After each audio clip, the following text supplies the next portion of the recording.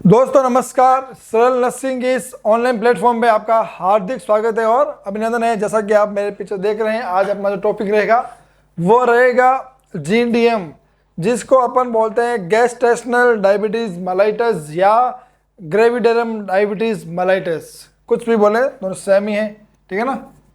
Gestational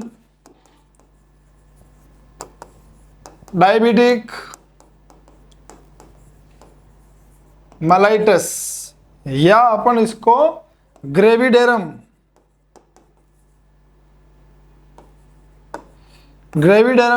diabetic mellitus भी बोल सकते हैं। यानी जो डीएम है ना, डायबिटीज मेलाइटस, वो कब किस में हो रहा है? ग्रेविडेरम या गैस्ट्रेशनल एज में हो रहा है ना। उसको अपन बोलेंगे जीडीएम। लेकिन उसकी कोई हिस्ट्री नहीं है कि उसको कोई पहले से ही कोई डायबिटिक मेलाइटस नहीं है। अगर किसी गर्भवती महिला को पहले से ही डायबिटीज मेलाइटस है और वो प्रेगनेंसी होती है तो वो जीडीएम में काउंट नहीं होगा, है ना। कि वो जो डायबिटिक मेलाइटस है वो गैस्ट्रेशनल वजह से नहीं हुआ है, वो पहले से ही है, तो वो जीडीएम में काउंट नहीं होगा। जीडीएम में वही काउंट होगा डायबिटीज जो पहले नहीं था लेकिन गर्भ अवस्था के दौरान डायबिटीज मेलाइटस हो गए हैं, उसको अपन कहेंगे गैस्ट्रेशनल डायबिटीज मेलाइटस। ठीक है, अब अपन देखते हैं इसकी मैकेनिज्म कि ये किस प्रकार होता है बॉडी के अंदर। तो ड्यू टू गैस्ट्रेशनल हार्मोन जो होते हैं एक्सपीएल, वुमन प्लेसेंटल एक्टोजन और प्रोजेस्टेरोन, ठीक है।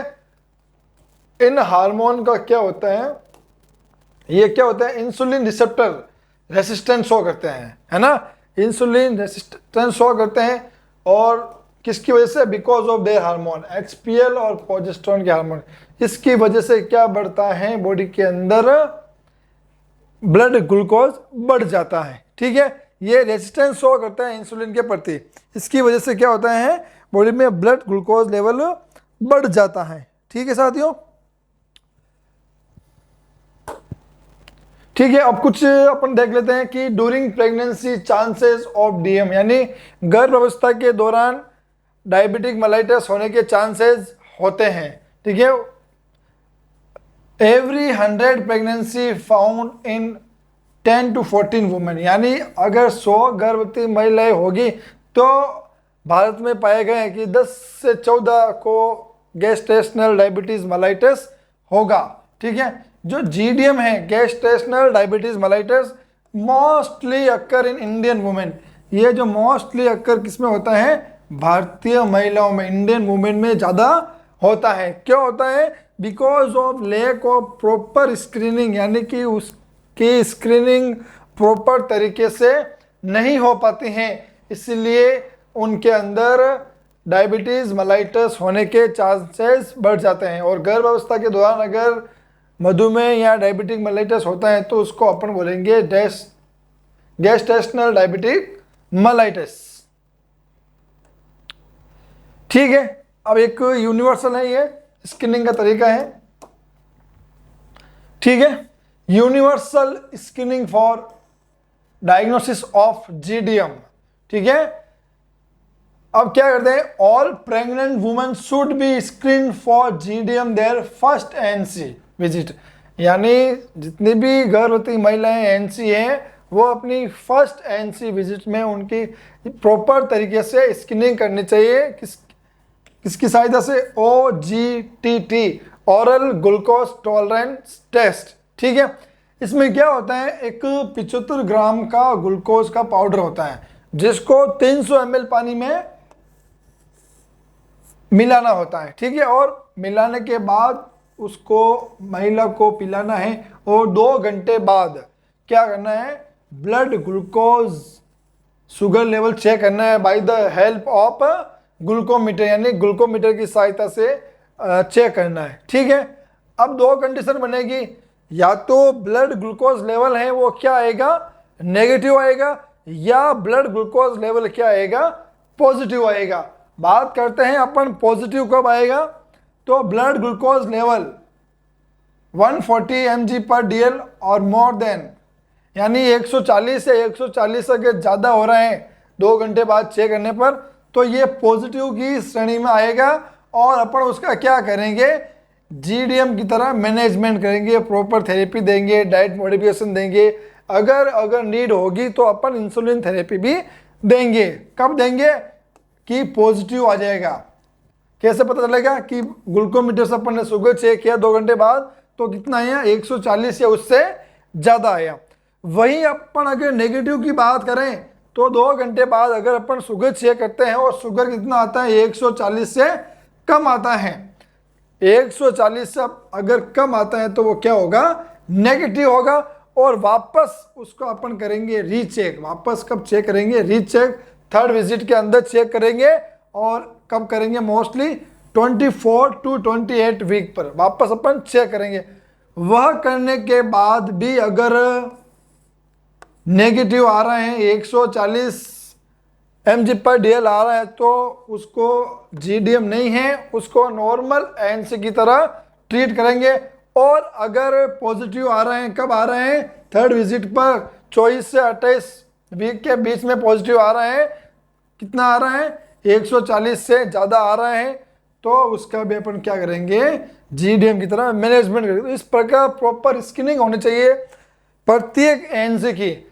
ये स्क्रीनिंग नहीं होने के कारण भारत में सबसे ज़्यादा जीडीएम पाया जाता है। 100 में से 10 से 14 महिला को जीडीएम होता है। क्यों होता है, लैक ऑफ प्रॉपर स्क्रीनिंग। ठीक है ना। वहीं अपन अगर डाइट प्लान की बात करें तो ये होना चाहिए, ठीक है, 1 सर्विंग फ्रूट, यानी एक इनमें से कोई भी एक फ्रूट होना चाहिए, है ना, ग्रेप्स हो गया, बनानास, एप्पल, है ना, ये होना चाहिए। और 1 सर्विंग ऑफ डेयरी प्रोडक्ट, यानी एक डेयरी प्रोडक्ट होना चाहिए, मिल्क हो गया या दूध से बने हुए उत्पाद।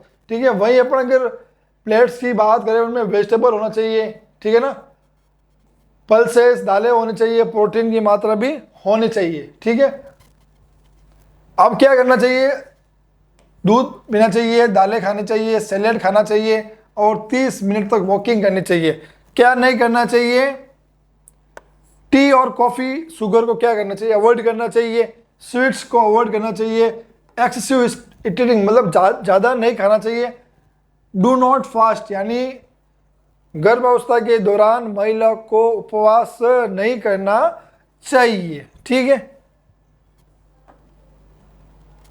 जैसा कि मैंने मैनेजमेंट करेंगे अब इनका, अगर किसी महिला को गर्भावस्था के दौरान डायबिटीज मेलिटस हो रहा है तो उसका मैनेजमेंट करेंगे। मैनेजमेंट में सबसे पहले अपन क्या करेंगे, डाइट मॉडिफिकेशन।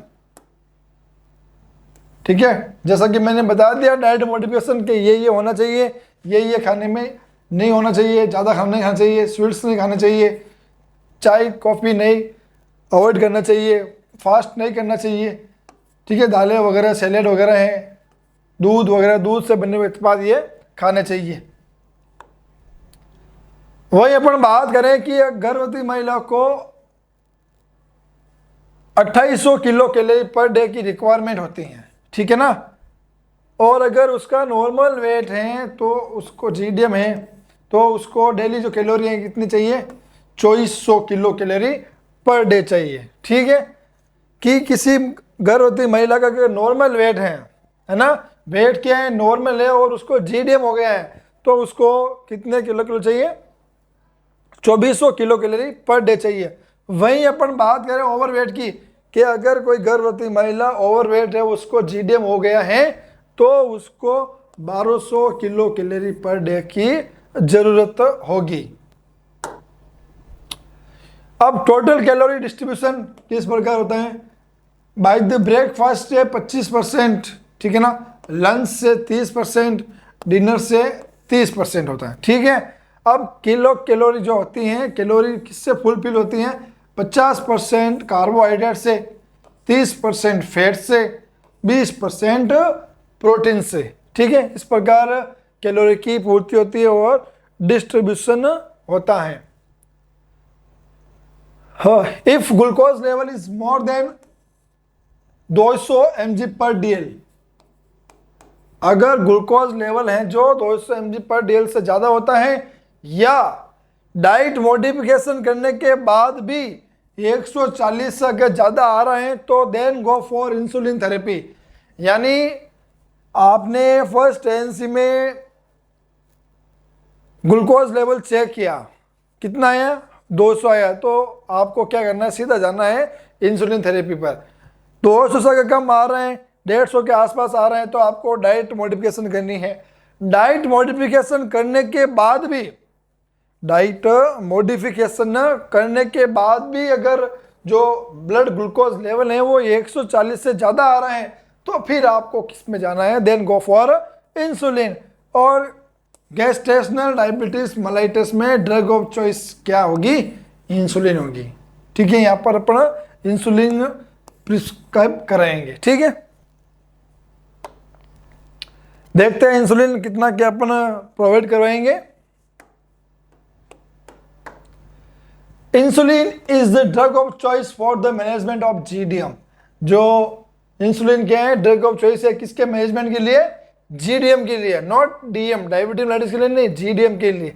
ठीक है, all pregnant women whom MNT failed to achieve 2 hours PPG less than 120 mg per DL are started on insulin therapy with MNT। यानी मेडिकल न्यूट्रिशन थेरेपी गर्भवती महिला पर फेल हो जाती हैं, और भूखे पेट अगर अपन शुगर चेक करते हैं, वो अगर 120 से कम आ रहा है, फिर अपन स्टार्ट कर देंगे इंसुलिन थेरेपी के साथ साथ अपन मेडिकल न्यूट्रिशन थेरेपी भी अपन देंगे। ठीक है, अब मिक्स्ड इंसुलिन होता है कितना, 30-70 का यूज़ होता है। जो वाइल आती हैं वो क्या होती हैं, 30-70 की आती हैं।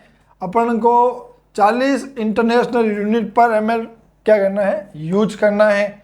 ठीक है, the syringe and needle are to be use only one. जो सिरिंज और नीडल है वो एक बार यूज करनी चाहिए।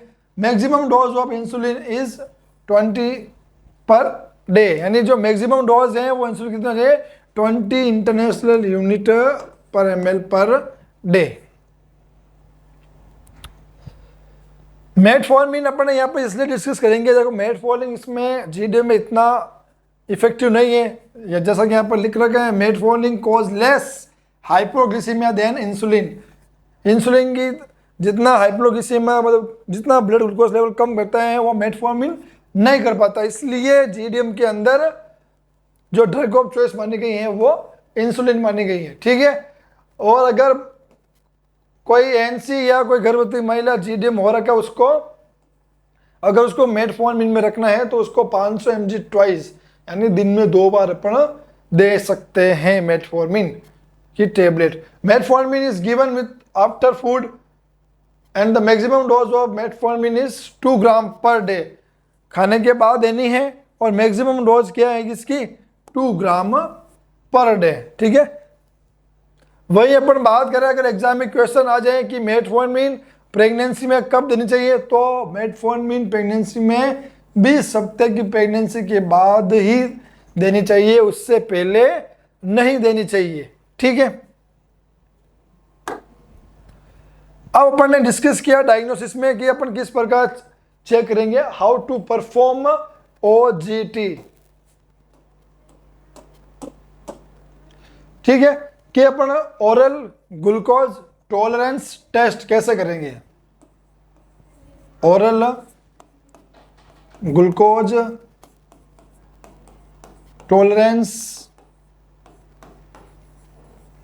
टेस्ट।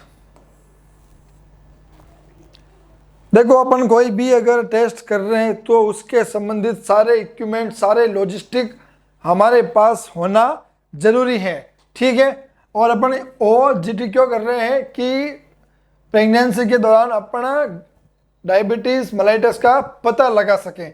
ठीक है, वही अपन अगर बात कर रहे हैं इसको कब कब परफॉर्म करना चाहिए, एक तो फर्स्ट विजिट में, और एक कब, थर्ड विजिट में। इन 2 विजिट में क्या होना चाहिए, परफॉर्म करना चाहिए। अगर फर्स्ट में ही अगर पॉजिटिव आ जाए तो फिर करने की ज़रूरत नहीं है। फिर अगर फर्स्ट में अगर नेगेटिव आ जाए तो थर्ड में वापस क्या करना है, चेक करना है। ठीक है, इट्स क्लियर। अब अपन चेक करेंगे तो उससे पहले अपने पास सारे इक्विपमेंट, सारे सप्लाई, सारी लॉजिस्टिक, सारी सामग्री होनी चाहिए। अपन कुछ भी प्रोसीजर कर रहे हैं तो उस प्रोसीजर के संबंधित अपने पास सारे सामान भी होने जरूरी हैं। तो चलते हैं अपन ओजीटी के लिए क्या क्या जरूरी है। 75 ग्राम का एक ग्लूकोज का सचेट आता है।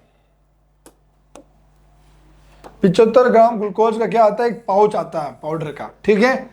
और आपके पास क्या होना चाहिए, 300 ml ड्रिंकिंग वाटर, 300 ml पीने का पानी होना चाहिए। मेजरिंग फ्लेक्स, यानी एक मेजरिंग फ्लेक्स होना चाहिए इस प्रकार का, जिसमें 300 ml, 400 ml, 500 ml उसमें मेजर कर रखा हो। उसके हिसाब से अपन उसमें क्या करेंगे, अपन पानी डालेंगे। और आपके पास डिस्पोजेबल ग्लास होने चाहिए, ठीक है। और आपके पास क्या होना चाहिए, डिजोल्व करने के लिए स्पून्स होना चाहिए, चम्मच होना चाहिए, ठीक है। अब बात करते हैं अपन to do the blood test. Blood test के लिए आपके पास क्या होना चाहिए, ग्लूकोमीटर होना चाहिए, ग्लूकोमीटर टेस्ट स्ट्रिप होने चाहिए, पिंच करने के लिए लैंसेट होना चाहिए, कॉटन स्वेब होने चाहिए, और कलर कोड बाइंड्स होना भी आपके लिए बहुत ही जरूरी है, ताकि जो वेस्ट वेपर्स हैं, जो वेस्ट स्ट्रिप हैं, आप उसमें डाल सको, ठीक है। तो ये आपके पास सारे इक्विपमेंट्स, सारे लॉजिस्टिक ओरल ग्लूकोज टेस्ट के लिए होना जरूरी है। चलो अपन करते हैं स्टार्ट। ओजीटी सारे अपने चेक कर लिए अपन ने, सारे जितने भी थे ये अपने चेक कर लिए कि अपने पास सारे लॉजिस्टिक अवेलेबल हैं। अब अपन शुरू करते हैं ओरल ग्लूकोज टॉलरेंस टेस्ट। कैसे करते हैं वो अपन शुरू करते हैं, ठीक है। कोई भी अगर एएनसी है जो आपके पास आ रही है, एएनसी आपके पास आई है, जैसा कि मैंने बताया, ये जो ओजीटी टेस्ट है कब करेंगे, फर्स्ट विजिट और सेकंड विजिट। और अगर थर्ड विजिट का अगर आपको मोस्टली टाइम पूछ लें तो टाइम आपको डालना है 24 to 28 वीक। और फर्स्ट विजिट की जो टाइम होता है वो होता है लेस देन 12 वीक्स, यानी 12 सप्ताह के अंदर करना चाहिए। अगर 12 सप्ताह के अंदर एएनसी के अंदर ओरल ग्लूकोज टेस्ट पॉजिटिव आ जाता है तो क्या करना है, उसको ट्रीटमेंट शुरू करना है, ठीक है। और अगर नेगेटिव आ जाता है तो वापस थर्ड विजिट में करना है, और मोस्टली कब करना है, 24 से लगाकर 28 वीक के बीच, ठीक है। ठीक है, एएनसी आपके पास आई है, उसको बैठा दिया, उसको आपने बता दिया कि हम आपका जो है ग्लूकोज टेस्ट करेंगे, शुगर की जांच करेंगे, उससे आप पूरा प्रोसीजर बताएंगे कि अपन ये करेंगे, आपको हमारे साथ कोऑपरेट करना है, ठीक है। फिर आपको क्या करना है, एएनसी को अपने पास बैठाना है, ठीक है। फिर आपको क्या करना है, सॉल्यूशन तैयार करना है। क्या सॉल्यूशन तैयार करना है, जो 75 ग्राम का जो ग्लूकोज का जो सैचेट पाउडर था, उसको क्या करना है, उस पाउडर को क्या करना है 300 ml, ये हो गया 300 ml। इसमें क्या करेंगे अपन, ड्रिंकिंग वाटर डाल देंगे, ठीक है। डाल दिया, उसमें क्या करेंगे अपन 75 ग्राम का जो ग्लूकोज का जो पाउडर है वो अपन डाल देंगे। डालते हुए क्या करेंगे अपन, एकदम तो डालेंगे नहीं, डालते हुए क्या करेंगे अपन, उसको स्पून की सहायता से हिलाते रहेंगे ताकि वो अच्छे से क्या हो जाए, घुल जाए, है ना। ये जो पाउडर है अपन इसमें डाल देंगे 300 ml पानी के अंदर, ताकि वो जो पाउडर है वो अच्छे से घुल जाए, ठीक है। ये घुलने के बाद आपको क्या करना है, ये उस एएनसी को पूरा पिलाना है। उस एएनसी को, उस गर्भवती महिला को जो आपके पास फर्स्ट विजिट में और थर्ड विजिट में आई है, उसको क्या करना है, पिलाना है। और उसको क्या देनी है, डिस्पोजेबल गिलास, डिस्पोजेबल गिलास देनी है, और उसको क्या करना है, पिलाना है, ठीक है। कितने टाइम पिलाना है, उसको अपन बोलेंगे कि इसको 10 से लगाकर 15 मिनट में आप इसको पी लीजिएगा। 10 से लगाकर 15 मिनट में उसको अपन कहेंगे कि 300 ml का जो, जिसमें अपन ने 75 ग्राम ओरल ग्लूकोज पाउडर मिले हैं, वो लिक्विड जो सॉल्यूशन है वो पीना है। कितने मिनट में पीना है, 10 से 15 मिनट में पीना है, ठीक है। वह पी लेती है 10 से 15 मिनट में। अब बात करते हैं पीने के बाद 30 मिनट के अंदर अगर क्या हो जाती है, 30 मिनट के अंदर क्या हो जाती है, वॉमिटिंग, 30 मिनट के अंदर क्या हो जाती है, वॉमिटिंग हो जाती है, तो अपन उस प्रोसीजर को वही क्या कर देंगे, स्टॉप कर देंगे और उसको अपन क्या करेंगे, नेक्स्ट डे वापस आने के लिए बोलेंगे। ठीक है ना, नेक्स्ट डे उसको वापस आने के लिए बोलेंगे। अब एक तो कंडीशन हो गई ये। अब दूसरी कंडीशन की बात करते हैं कि 30 मिनट के बाद अगर वॉमिटिंग नहीं हुई है या 30 मिनट के बाद अगर वॉमिटिंग होती है तो अपन क्या करेंगे, अपना जो प्रोसीजर है वो क्या करेंगे, कंटिन्यू रखेंगे। ठीक है, अब मैं मान लिया कि उसने 10 से 15 मिनट में पानी पी लिया, 30 मिनट बाद में उसको उल्टी नहीं हुई है या 1 घंटे बाद उल्टी होगी, कोई बात नहीं। ठीक है, अब क्या करेंगे अपन, आफ्टर 2 आवर्स, 2 घंटे बाद या 2 घंटे पर अपन क्या करेंगे, ग्लूकोमीटर की सहायता से अपन क्या करेंगे, उसका ग्लूकोज लेवल चेक करेंगे। उससे पहले आपको ये ध्यान रखना है कि लेंसेट की सहायता से प्रिक करने हैं, उसके नॉन डोमिनेंट हैंड की जो फिंगर होती हैं वहां पर क्या करना है, आपको प्रिक करना है। ठीक है, और प्रिक करते हुए आप हमेशा ध्यान रखें तो लेटरल साइड होती है फिंगर की, वही प्रिक करना है ताकि कंटामिनेशन या इन्फेक्शन के जो चांसेस क्या रहे, कम रहे। अगर आप सेंटर में अगर आप उसको पिंच करोगे तो वो टच कहीं ना कहीं बार बार होता रहेगा, तो आपको क्या होगा, इन्फेक्शन के चांसेस ज़्यादा रहेगी उस एनसी को। तो जिस हाथ से वो काम नहीं करती हैं और उस फिंगर के लेटरल की ओर पिंच करना है। पिंच करने के बाद क्या करना है, आपको ग्लूकोमीटर की सहायता से ब्लड ग्लूकोज लेवल क्या करना है, चेक करना है। ठीक है, फिर क्या करना है, चेक करेंगे और स्ट्रिप को क्या करेंगे, अपन ग्लूकोमीटर में लगाएंगे। ठीक है, अब अलग अलग जो मशीनें होती हैं उनमें अलग अलग क्राइटेरिया होते हैं। किसी में लिखा होता है जो पहली ड्रॉप को डिस्कार्ड करना है, किसी में लिखा है दूसरी ड्रॉप को डिस्कार्ड करना है, या किसी में डाइट है। तो अपन उनके सारे मशीनों के मापदंडों के आधार पर अपन क्या करेंगे, जो ब्लड की पहली बूंद है या दूसरी बूंद अपन क्या करेंगे, स्ट्रिप पर लेंगे और क्या करेंगे, ग्लूकोज लेवल अपन क्या करेंगे, चेक करेंगे। अब ग्लूकोज आ गया कितना, 145 mg/dl। तो क्या हो गया, ये पॉजिटिव क्या हो गया, पॉजिटिव हो गया। अब उनको क्या करेंगे, अपन मैनेजमेंट करेंगे, जीडीएम का क्या करेंगे, अपन मैनेजमेंट करेंगे। और अगर ये न होकर अगर 100 आ जाए तो क्या होगा, पॉजिटिव क्या हो जाएगा, पॉजिटिव नहीं होगा, नेगेटिव आ जाएगा। ठीक है, और अपन उसको वापस कब टेस्ट करेंगे, वापस टेस्ट करेंगे अपन 24 से लगाकर 28 वीक के बीच में। ठीक है, और अगर यहाँ पर अगर पॉजिटिव आ जाता फर्स्ट वीक में तो 24 से लगा 28 वीक वापस चेक करने की जरूरत भी नहीं है। पूरी प्रेगनेंसी के दौरान उसका अपन जीडीएम की तरह क्या करेंगे, मैनेजमेंट करेंगे, चाहे न्यूट्रिशन थेरेपी ले लेंगे, चाहे इंसुलिन थेरेपी, चाहे मेटफॉर्मिन थेरेपी। ठीक है, और जैसे कि मान लो जो ग्लूकोज लेवल है वो कितना आ जाता है, अगर 200 भी आ सकता है ना, चाहे 140 से कितना भी आ जाए तो वो ओजीडी टेस्ट है वो क्या होगा, पॉजिटिव होगा और उसका जीडीएम की तरह मैनेजमेंट करेंगे। 140 से कम आ रहा है तो अपन उसका नॉर्मल एएनसी की तरह क्या करेंगे, अपन चेक करेंगे। तो इस प्रकार ओरल ग्लूकोज टेस्ट किया जाता है। धन्यवाद दोस्तों।